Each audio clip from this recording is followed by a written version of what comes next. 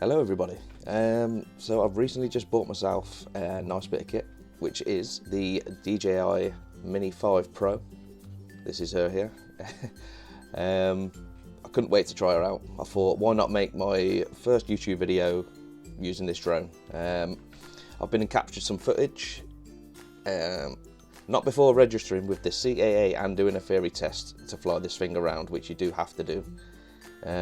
But being a sub 250 gram drone, I don't think I'm going to have as many issues flying it in all the places that I want to. So a few extra bits with it. Got obviously a load of spare batteries. If you want to increase your flight time, that's going to be needed.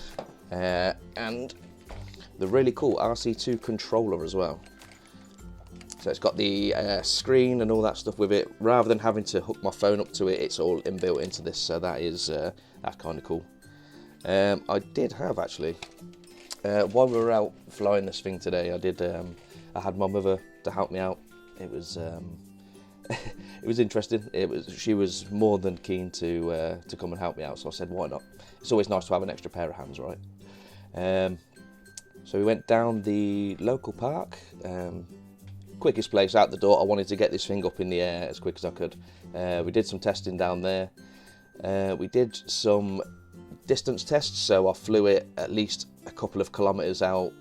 I think the range in optimal conditions goes up to, I'm not too sure, about 10 miles or something crazy. I didn't quite push it that far. Being over a city, you do get slightly less range due to interference, etc. But I think the zoom, it looked really good. It didn't lose too much image quality when it zoomed, etc.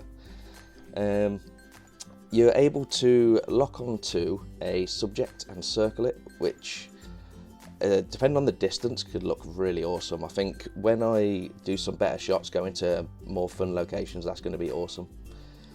It's got inbuilt tracking, which is a really cool feature. I actually chased my mum up and down the path with it for a little while just to test it out, and it follows. I don't have to have any input. It will just zoom along and chase her.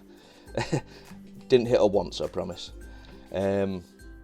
It flies around in pretty much any direction, forward, backwards. It handles them all really well. It was a mildly windy day, not too bad, but it can handle wind speeds of up to like 20 something miles an hour, which is kind of cool.